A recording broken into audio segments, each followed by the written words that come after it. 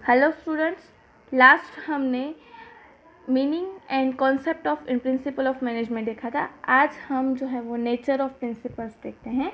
Principal of management are not rigid but practical conclusion.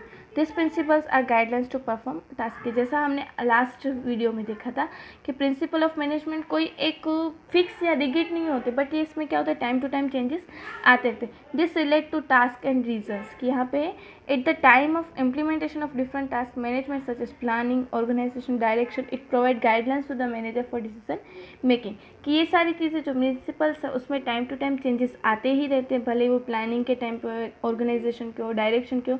ये सारी चीज़ों के बारे में हमें गाइडलाइंस भी जो है प्रिंसिपल्स के थ्रू मिलती है। As per the expert opinion mostly this principles are truth but not absolute truth. कि यहाँ पे ये जो प्रिंसिपल्स है सही होते बट एकदम सही होते ये हम नहीं कह सकते।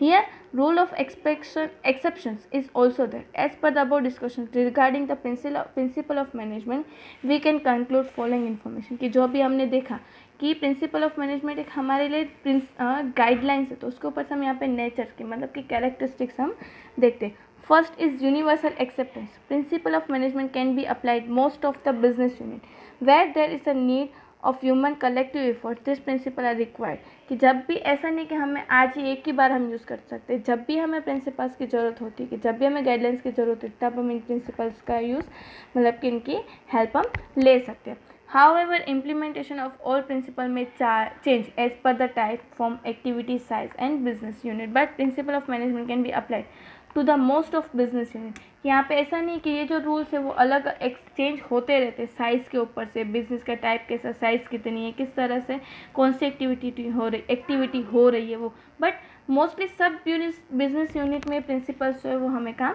आते ही हैं। Thus the principle of management are comprehensive and universal. इसलिए हम कह सकते हैं कि ये जो प्रिंसिपल ऑफ मैनेजमेंट है वो यूनिवर्सल भी और कंप्रेहेंसिव, मतलब कि हमें कभी भी इंफॉर्मेशन गाइडलाइंस हमें मिल सकती है।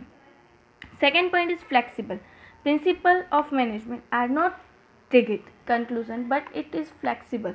कि यहाँ पे जो हम प्रिंसिपल ऑफ मैनेजमेंट हम बनाए वो एकदम रिगिड, मतलब कि ऐसा नहीं कि एक बार हमने जो भी किया उसमें चेंजेस नहीं आ सकता, बट यहाँ पे टाइम टू टाइम चेंजेस भी आते हैं, सिचुएशन के अकॉर्डिंग भी चेंजेस आते ही रहते हैं। As per the situation when the manager require there is a scope for flexibility. When this principle do not seem to match in some situation the manager is allowed to effect change. के कुछ business में अगर ऐसा हो कि यहाँ पे कोई चेंजेस नहीं आ रहे हैं तो मैनेजर एक अलाउ भी कर सकते हैं कि वो रूल्स एंड रेगुलेशंस में हम इजीली चेंजेस ला सकें।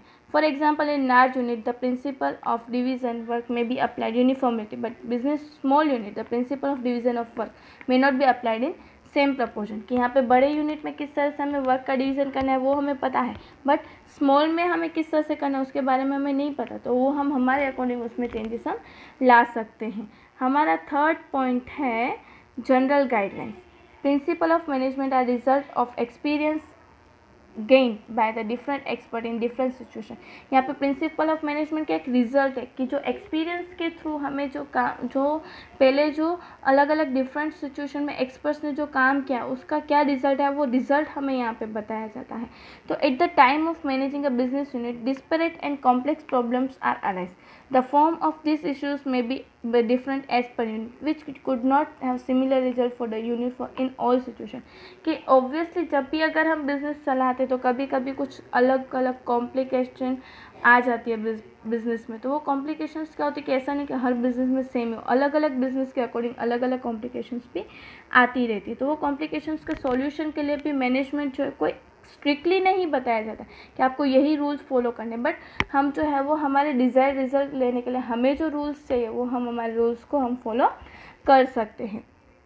Fourth point is based on human behavior.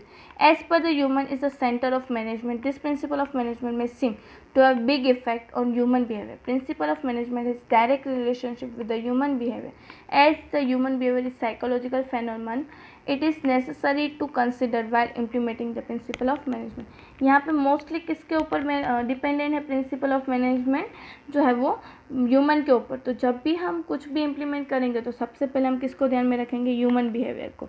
तो यहाँ पे सबसे ज़्यादा इफेक्ट किसके ऊपर आता है, ह्यूमन बिहेवियर के ऊपर। तो जब भी हम कुछ भी प्रिंसिपल्स बनाए तो वो हम पहले ह्यूमन के लिए रिलेटेड उनकी साइकोलॉजी को देख के ही हम ध्यान में बनाते हैं। Fifth is contingency. Contingency is the one of the element of applied principle of management. Achievement of goal can be made easier by way of taking the required decision through uses of this principle in certain avoidable situation. अगर कुछ contingencies मतलब कि कुछ ऐसी emergencies आ जाए तो उस emergencies को हम क्या कर सकते हैं, इजीली हम उन्हें सॉल्व कर सकते हैं. डिसीजंस लेके हम कोई भी अनअवॉइडेबल सिचुएशन आ जाए तो उसको हम इजीली दिस प्रिंसिपल्स, ये सारे प्रिंसिपल्स की मदद से हम इजीली सॉल्व कर सकते हैं. Such as to pay appropriate and reasonable wages to the employees. This is criteria for being fair and reasonable depend upon the concern regarding necessary contingency of the affecting factors. कि यहाँ पे किस तरह से अगर हमें कौन सा रेट जो है वेज का हमें वर्कर्स के लिए रखना चाहिए, ये सारी चीज़ें कि फेयर एंड रिजनेबल जो भी हमें क्राइटेरिया रखना है, ये सारी चीज़ों को हम किसके ऊपर से ध्यान में ले सकते हैं, किसकी हेल्प से हम ध्यान में ले सकते हैं कि प्रिंसिपल ऑफ मैनेजमेंट की जो हमें गाइडलाइंस दी गई उस गाइडलाइंस को हम ध्यान में रखने के बाद एक प्रॉपर क्राइटेरियन, प्रॉपर एरिया जो है वो हम डिसाइड कर सकते हैं. आज के इस वीडियो में हमने importance of principal of management देखा, नेचर ऑफ मैनेजमेंट देखा कि किस तरह से जो प्रिंसिपल ऑफ मैनेजमेंट जो है वो हमें हमारी रूटीन लाइफ में भी काम आते हैं. In the next video we will learn about the importance of management. Thank you.